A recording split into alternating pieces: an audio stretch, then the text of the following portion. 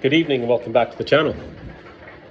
Somebody asked you to compare how things are going for you right now compared to the way they were 7 years ago, even maybe 4 or 5 years ago.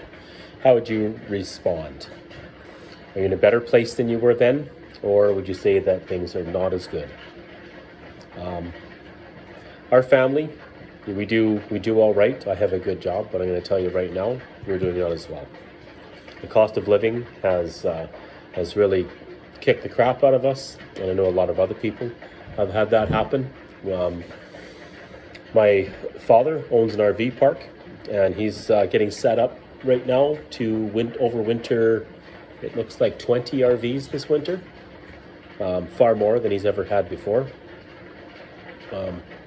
We know a family who is living in an RV not too far from us.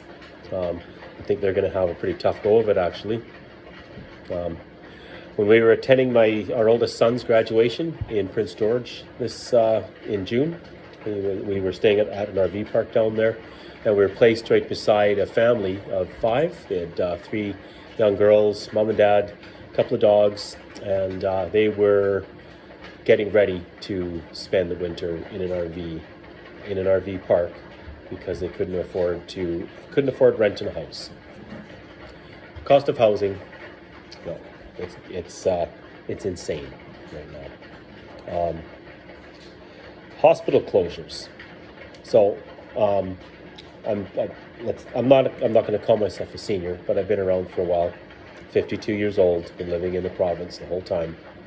I do not recall when I was growing up and through my young adult years hearing about emergency rooms closing for any period of time in really anywhere.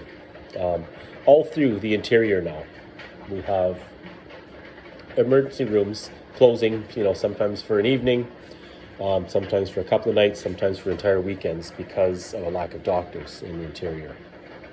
What brought that up? Well, we talked about that in a video I released 2 days ago with the BC NDP and their attack on healthcare. They like to get all shrill and, John Rustad is going to make massive cuts to healthcare in BC. Well, the people who have made the biggest cuts to healthcare in BC has been the NDP. David Eby, you, Adrian Dix, and Dr. Bonnie Henry have made the biggest cuts to healthcare in BC by firing doctors, nurses, other healthcare professionals who refused to take part in your mandate. And then when the time came, when the entire rest of the country had lifted their mandates and had decided it was time to hire their workers back, guess who was last in line to get in on that? So our doctors and nurses who we terminated fled the province and went where they're going to be appreciated and have left the citizens of BC in the lurch. That is on you, Eby, Dix, Henry. All 3 of you need to go. Opioid deaths in BC, we have, out of all of the country, I don't have the numbers for the country, I just have the percentages, 50% of opioid deaths last year in BC. 50% in one province. A province that is thriving economically and socially does not have an epidemic of overdoses. That is a sign of a society that's in serious decline and people are feeling hopeless. So that's what's going on there. Tent cities sprouting up all over the province. Not all of these people want to be there, but they're forced to because they have nowhere else to go. Every town has one now. That's on you, David Eby, and your NDP. It's time for change.